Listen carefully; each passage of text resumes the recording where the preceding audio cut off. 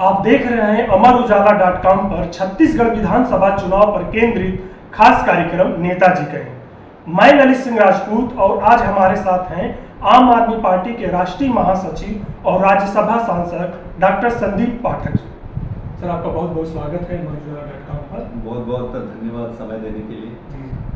बेरोजगारी भत्ता, आंगनबाड़ी कार्यकर्ताओं के मानदेय में बढ़ोतरी और पेंशन स्कीम, इन सब से आम आदमी पार्टी कैसे निपट पाएगी? देखिए, बेरोजगारी भत्ता का इन्होंने पहले भी ये कहा था, इनका अगर इलेक्शन मैनिफेस्टो आप निकालेंगे तो इन्होंने कहा था कि अगले दिन से ही देंगे। 4 साल निकल गया, 4.5 साल निकल गए, अब चुनाव आया है, चुनाव आके इन्होंने फिर से घोषणा किया है। और इनके अगर रिकॉर्ड को अगर देखेंगे तो बेरोजगारी 0.1% या 1% से कम बताते हैं। तो जब बेरोजगारी 1% से कम है तो बेरोजगारी भत्ता आप किसको दोगे? पहला प्रश्न ये उठता है। दूसरा इंपॉर्टेंट चीज ये है कि कई सारे ऐसे पद हैं जहां पर ये बेयर मिनिमम पैसा देते हैं, बहुत ही कम पैसा देते हैं, 1800 2000 से भी कम पैसे देते हैं। तो वो व्यक्ति अपनी जॉब को करेगा 1800 रुपए में या फिर रिजाइन करके आपके भत्ता के लिए आएगा? नंबर 2। नंबर 3, ये चुनावी मुद्दा है, ये कब शुरू करेंगे और कब बंद कर देंगे इसकी कोई गारंटी नहीं है इस सरकार की।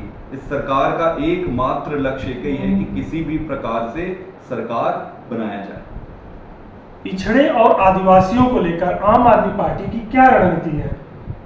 देखिए, आम आदमी पार्टी मूल रूप से पूरे देश की, पूरे समाज की, पूरे छत्तीसगढ़ की अगर मैं बात कहूँ तो हम स्कूल को, एजुकेशन सिस्टम को ठीक करना चाहते हैं। एजुकेशन सिस्टम जब आप ठीक करेंगे तो वो दलितों के लिए भी है, आदिवासियों के लिए भी, शहर में रह रहे हैं बच्चे उनके लिए भी है। तो शिक्षा व्यवस्था को सबसे पहले इम्प्रूव करना है सब तरफ के लिए। उसके बाद हॉस्पिटल, हेल्थ सिस्टम को ले लेते हैं। दलित और आदिवासी बेल्ट जो है, पिछड़ा जो इलाका है, वहां पर हॉस्पिटल के नाम पर कुछ भी एग्जिस्ट नहीं होता है। उनको शहर जब आते हैं तो अपने घर बार बेच के, पता नहीं क्या क्या सामान बेच के उसको आना पड़ता है, तो उनको स्वास्थ्य की सुविधा देनी पड़ेगी। ये दो तो मूलभूत और प्राथमिक जरूरत की चीजें। उसके बाद निश्चित रूप से आपको रोजगार के साधन संसाधन मुहैया कराने पड़ेंगे। अगर आप रोजगार नहीं दोगे तो समाज अस्थिर हो जाएगा। वो करेगा क्या, जाएगा कहाँ, खाएगा क्या? तो रोजगार के मुहैया कराने पड़ेंगे। मेरे ख्याल से अगर आप शिक्षित बना देते हैं, स्वस्थ बना देते हैं, आप रोजगार के अवसर मुहैया करा देते हैं और पूरी व्यवस्था को भ्रष्टाचार मुक्त कर देते हैं, तो पूरे समाज के लिए ये फायदा है, चाहे वो किसी भी प्रकार का कहीं का भी समाज हो। छत्तीसगढ़ सरकार की बहुप्रतीक्षित योजना नरवा गरवा घुरवा बाड़ी से आम आदमी पार्टी की लड़ने की क्या तैयारी है, क्या रणनीति है? देखिए, मुझे तो लगता है कि पहले सरकार ही अपने इस योजना से खुद ही लड़ रही है। आप जो गौठान की बात अगर मैं करूं तो गौठान में आप देखेंगे इतना प्रचार किया था इन्होंने, इतना प्रचार, चारों तरफ होर्डिंग ही होर्डिंग थे। आज अगर आप जाओगे तो जानवर, मवेशी, पशु जो है वो गौठान में नहीं है, वो रोड पे खड़े हुए हैं सारे। सरकार का कहना है कि लोगों के जीवन स्तर में सुधार हुआ इस योजना से। अब सरकार तो कुछ भी कह सकती है, सरकार के जनता के जीवन स्तर पे सुधार नहीं हुआ है, कांग्रेस पार्टी के जीवन स्तर पे सुधार हुआ है। इतना ज्यादा करप्शन है यहाँ पे, इतना हर चीज की कट लगी हुई है।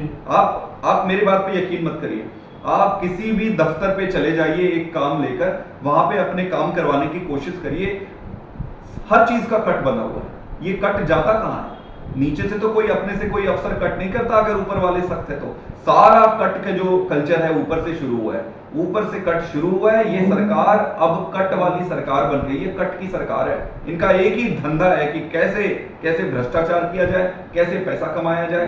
ऑफिस में, दफ्तर में, ट्रांसफर पोस्टिंग में खुलेआम धंधा चल रहा है। माइनिंग को आप ले लो, माइनिंग जो अडानी को इन्होंने दिया है, मतलब एक कोयले को ये साबित करते हैं कि इसकी क्वालिटी अच्छी नहीं है करके उसको रिजेक्ट कर देते हैं। उसी कोयले को लेके अडानी अपने पावर प्लांट पे लगाता है और लाखों करोड़ों रुपए की बिजली जनरेट करके बेचता है। मतलब ये गजब की सरकार है। सरकार का आपका सीधा सीधा आरोप है, छत्तीसगढ़ की सारी जनता का आरोप है। और मैं अकेले नहीं कह रहा ये, आप किसी भी पहले 10 व्यक्ति के पास आप जाके पूछो कि भाई बघेल सरकार ने क्या किया है, तो सबका यही कहना रहेगा कि बघेल सरकार ने भाई साहब भ्रष्टाचार किया है। यही काम है उनका, क्या किया है? भ्रष्टाचार किया, यही किया। छत्तीसगढ़ में धान और किसान अहम चुनावी मुद्दे रहे हैं। कांग्रेस ने पहले कर्ज माफी, फिर प्रति एकड़ 20 क्विंटल धान खरीदी का ऐलान किया है। ऐसे में किसानों को लेकर आम आदमी पार्टी की क्या रणनीति है, क्या तैयारी है? देखिए, किसानों का अधिकार बनता है, कृषि प्रधान राज्य है, जितने भी अन्न उपजते हैं यहाँ पर, सारा का सारा अन्न का, धान हो या बाकी जो भी अन्न हो, उसको खरीदने की जिम्मेदारी सरकार की बनती है। आप देखेंगे कि 20 क्विंटल अभी ये जो खरीदी का इन्होंने बढ़ाया हुआ है, ये अभी बढ़ाया है, चुनाव से जस्ट पहले बढ़ाया है। ये इनको डे 1 से करना था। इनके चुनावी वादे में था कि जितने भी पैदावार होगी उतना करेंगे। 20 का तो इन्होंने पहले ही वादा किया था, 20 तो इन्होंने किया नहीं फिर अभी। लेकिन मेरा ये मानना है कि हमारी भी अगर सरकार बनेगी तो किसानों को जो मूल्य मिल रहे हैं उनसे बढ़ के ही मूल्य दिया जाएगा, उससे कम मूल्य नहीं होगा। इसके अलावा हम कोई कैपिंग या ऊपर लेयर नहीं बांधेंगे। कितना समर्थन मूल्य देंगे? समर्थन मूल्य पे हम काम कर रहे हैं। समर्थन मूल्य हम निश्चित डिजिट दे सकते हैं। इतना कह सकता हूं कि इनसे बढ़ा के देंगे जी, इनसे बढ़ा के समर्थन मूल्य देंगे और जितनी भी फसल पैदावार होगी सारा का सारा खरीदेंगे। आप मुझे बताओ, आप मान लो 15 क्विंटल खरीदते हो, 20 क्विंटल एवरेज अगर पैदावार होती है, तो जो बाकी के जो बच जाते हैं उसको तो आम मार्केट में बेचना पड़ेगा। और जब ओपन मार्केट में वो बेचते हैं तो जितना फायदा उनको 15 क्विंटल बाकी के 15 में नहीं हुआ, उतना लॉस तो इनको 5 में हो जाता है। तो अल्टीमेटली फायदा क्या हुआ? तो समझने की बात यह है कि किसान जितनी भी पैदावार करता है उसके सब कुछ खरीदना पड़ेगा सरकार को, ऐसे नहीं चलेगा। और जब चुनाव आया तो उसको 20 कर दिए, 20 से ये कर दिए, वो कर दिए, होर्डिंग। मैं कह रहा हूं सारे जितनी भी योजनाएं हैं बघेल सरकार की, योजनाओं में जितना ये खर्च करते हैं एडवर्टाइजमेंट पे, उसका आधा हिस्सा भी वो असली में उस योजना में खर्च नहीं करते। इनके होर्डिंग पोस्टर का अगर कीमत आप निकालोगे तो उस योजना की पूरी लागत से ज्यादा इनके होर्डिंग पोस्टर के है। और सारी योजना कागज पे है और दीवालों पे, रोड के किनारे होर्डिंग पोस्टर पे है। आप मेरे पे मत भरोसा करिए, आप एक काम करिए, एक एक योजना को पकड़िए और गांव जाना शुरू करिए। आपको गौठान का दिख जाएगा, आपका नरवा घुरवा का दिख जाएगा, आपको ये जो भी स्कूल का कह रहे हैं, आत्मानंद स्कूल का मैं बताता हूं। पहली बात तो ये कि अच्छी बात है कि दिल्ली सरकार और केजरीवाल को देख के इन्होंने स्कूल की बात करनी शुरू की, नकल की है, मतलब हाँ, वो अच्छी बात। ऐसा कहना चाह रहे हैं? मैं यही कह रहा हूं, सीधा इल्जाम है। नकल करना चाह रहे हैं, अच्छी बात है, नकल करनी चाहिए, लेकिन नकल के लिए भी अकल की भी तो जरूरत पड़ती है। वो अगर इनको चाहिए तो केजरीवाल से जाके ट्रेनिंग ले लो। ये कर क्या रहे हैं? बिल्डिंगें पकड़ी। भूपेश सरकार ने पहले कहा था कि केजरीवाल जी जब आए थे छत्तीसगढ़ में तो वो यहाँ आए हैं तो यहाँ के आत्मानंद स्कूल का जाकर भी निरीक्षण कर लें, उन्होंने बात कही थी। हाँ, उसी आत्मानंद की स्कूल की मैं गरिमा की मैं आपको बखान कर रहा हूँ कि उस स्कूल की क्या हालत है। इन्होंने क्या किया कि स्कूल के बिल्डिंग पकड़े, डेंटिंग पेंटिंग पुताई कर दिया, उसको चमचमाता बना दिया। मुख्यमंत्री जी को यह समझना पड़ेगा कि शिक्षा व्यवस्था एक बिल्डिंग को पकड़ के पुताई करने से नहीं होता है मुख्यमंत्री साहब, उसमें ना 5 साल बहुत खून पसीना लगा के मेहनत करना पड़ता है। अब रहा सवाल, इनको तो फुर्सत ही नहीं है होर्डिंग पोस्टर से। इनको ये लगता था कि होर्डिंग पोस्टर लगा दो और आत्मानंद की बिल्डिंग बना दो तो काम बन जाएगा। अभी रिजल्ट आया आत्मानंद स्कूल के, कितने सारे बच्चे फेल हुए हैं, वो अब जाके कलेक्टर के पास धरना दे रहे हैं, माँ बाप उनके कह रहे हैं कि पढ़ाई नहीं हुआ। स्कूल को ठीक करने के लिए, शिक्षा व्यवस्था को ठीक करने के लिए अंदर से जलन चाहिए कि मुझे ये करना है। ये इलेक्टोरल मुद्दा बना के डेंटिंग पेंटिंग करके अगर हो जाता तो कोई भी कर लिया होता। पीएम नरेंद्र मोदी ने केजरीवाल सरकार पर बड़ा आरोप लगाया था कि आम आदमी पार्टी रबड़ी वाली सरकार है, यह रबड़ी बांट करके देश की अर्थव्यवस्था को नुकसान पहुंचा रही है। क्या कहेंगे इस पर? हाँ, हमारी पार्टी रेवड़ी बांटती है, रेवड़ी तो अच्छी चीज है। जब इन बड़े नेताओं को रेवड़ी मिलती है तो इनको दर्द नहीं होता है, लेकिन अगर जनता को कोई सुविधा, जनता के जेब में कुछ पैसे आते हैं तो इनको बहुत दर्द हो जाता है, इनके पेट में दर्द हो जाता है। और रेवड़ी जो बांटने की प्रक्रिया है वो हम उधारी लेके नहीं देते हैं, कर्जा लेके नहीं देते हैं। सरकार पैसे की बचत करके, सरकार पैसा कमा के सरकारी खजाना को भरती है। सरकारी खजाना भरने के बाद जो बचा हुआ पैसा है उसको जनता के जेब में डालती है कई अलग अलग माध्यमों से। इसमें प्रॉब्लम क्या है? जनता का पैसा है, जनता पे खर्च हो रहा है, ये जनता के पैसे को अपने पे, अपने रिश्तेदारों पे, अपनी पार्टी पे खर्च करते हैं तो कोई प्रॉब्लम नहीं है। लेकिन जनता का पैसा अगर जनता की जेब में जाए तब इनको प्रॉब्लम है। और एक बात जी। कह भले ही रहे हैं, कम से कम झूठ ही सही, पर वादा करने को तो ये भी हर जगह बिजली का वादा करते घूम रहे हैं। भले ही वो झूठ ही वादा कर रहे हैं, ये कुछ करने वाले नहीं है, लेकिन वादा तो कर रहे हैं। तो देखो, इनको केजरीवाल से क्रैश कोर्स कर लेना चाहिए जाके 2-3 महीने का दिल्ली में, तो सीख के हो सकता है इनका भी भला हो जाए। बीजेपी और कांग्रेस का कहना है कि छत्तीसगढ़ में सिर्फ 2 दलों का भविष्य है, यहाँ पर आम आदमी पार्टी का कोई भविष्य नहीं है। क्या क्या कहेंगे? बीजेपी कांग्रेस थोड़ी डिसाइड करेगी कि कितने दल होने चाहिए। इनके किसी रिश्तेदारों की बकौती थोड़ी है कि ये डिसाइड करेंगे कि कितने दल होंगे। जनता तय करेगी कितने दल होंगे, और 2 ही दल होगा। एक दल आम आदमी पार्टी और दूसरा दल बीजेपी प्लस कांग्रेस, ये दोनों इकट्ठे चुनाव लड़ेंगे। 2 दल का ही होगा चुनाव लड़ाई इस बार, आम आदमी पार्टी वर्सेस बीजेपी कांग्रेस, ये टुगेदर। आम आदमी पार्टी सादगी और कम खर्चे की बात करती है, लेकिन हाल ही में देखने को मिला कि जो मुख्यमंत्री केजरीवाल जी के लिए जो मुख्यमंत्री निवास बनाया जा रहा है, उसमें 5-5 लाख के जो पर्दे लगाए गए हैं, इस खर्चे पर लेकर के क्या कहेंगे? देखिए, मुझे तो आइडिया नहीं है कि कौन सा पर्दा 5 लाख का है। मैं खुद घर पे रोज जाता हूँ, मैं खुद देखता हूँ कौन से पर्दे 5 लाख के, हमें तो आइडिया भी नहीं है। लेकिन मोटा मोटी मैं 2 चीजें कहना चाहता हूँ।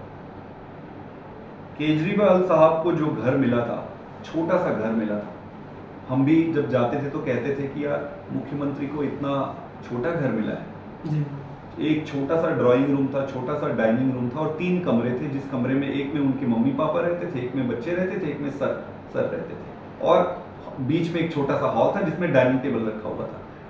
80 साल पुराना घर था, जहां पे जनता दरबार, इसी घर में जनता दरबार भी लगाते थे सर जी। जहां पे बैठे थे। एक दिन पूरे का पूरा गिर गया ऊपर से, छत का आधा हिस्सा। इसके अलावा जहां पे उनके मम्मी पापा रहते थे वहां पे छत का हिस्सा गिर गया, पसीजता था पूरा। पीडब्ल्यूडी ने ये कहा कि ये घर अब पुराना हो गया है, जर्जर हो गया है, इसको रिनोवेट कितनी बार करें, अब रहने लायक नहीं, तो घर को दोबारा बनाना पड़ेगा। अब ये जगह अलॉटेड इन्होंने ही किया था, भाई इन्होंने ही तो दिया था केजरीवाल जी को कि यहाँ पे रहो। अब जर्जर स्थिति में आ गई तो पीडब्ल्यूडी ने उस घर को बना के वापस सौंपा। अब वो घर को बना के जब सौंपा है तो ये कह रहे हैं कि इस पे इतने पैसे लग गए, इतने पैसे लग गए। अब वो आवास जो है परमानेंटली मुख्यमंत्री आवास बन गया है। कल की डेट पे अगर कोई दूसरी पार्टी के मुख्यमंत्री बनते हैं तो वो भी वहां पे रहेंगे। भाई कांग्रेस के मुख्यमंत्री बनेंगे, बीजेपी के मुख्यमंत्री, कोई केजरीवाल अपने नाम पे रजिस्ट्री थोड़ी ना किया है उस घर को, कि जिस दिन केजरीवाल को जाना रहेगा वो तो बीजेपी कांग्रेस के लिए छोड़ के जाएंगे, नंबर 1। नंबर 2, पर अगर मुख्यमंत्री आवास को तुलना करनी है तो हमको परिप्रेक्ष्य में करना पड़ेगा।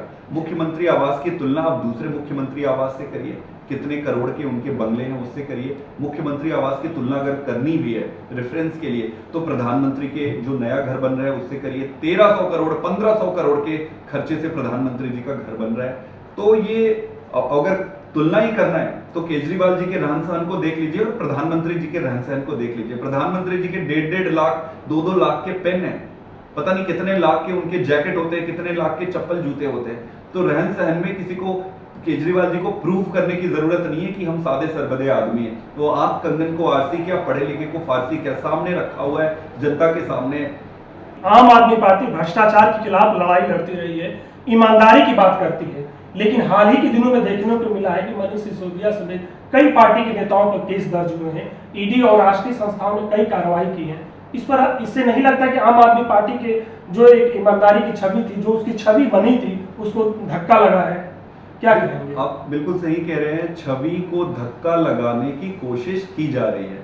छवि को धक्का लगाने के लिए इन्होंने षड्यंत्र करके, इन्होंने सर भारतीय जनता पार्टी ने जी, भारतीय जनता पार्टी ने सीबीआई और ईडी के माध्यम से जितने भी जो भी लोग इनको लगते हैं कि यार ये मुझे नुकसान पहुंचा सकते हैं या ये फिर मेरे लिए चुनौती बन सकता है, उसको वो अंदर कर रहा है। इनका एकमात्र मकसद यही है कि केजरीवाल को कैसे खत्म किया जाए, क्योंकि इनको पता है कि जिस तरीके से दिल्ली में इसको हराना मुश्किल हो गया केजरीवाल को, जिस तरीके से अब भगवंत मान को पंजाब में हराना मुश्किल हो गया है, इनको पता है कि ये लोग जहां जहां जाएंगे इनसे निपटना मुश्किल होते जा रहा है। तो केजरीवाल को घेरो और घेर के खत्म कर दो। तो आप कर लो खत्म, कितने को आप जेल में डालोगे? मनीष, न्याय व्यवस्था पर हमको पूरा भरोसा है, छूट के आएंगे, दूध का दूध और पानी का पानी हो जाएगा। अमरुजाला.com से चर्चा के लिए आपका बहुत बहुत धन्यवाद। Thank you. अमर उजाला अब आपके टीवी पर भी। अपने स्मार्ट टीवी पर YouTube पर सर्च करें अमर उजाला, चैनल सब्सक्राइब करें और देखें ताज़ा खबरें, वो भी HD क्वालिटी में।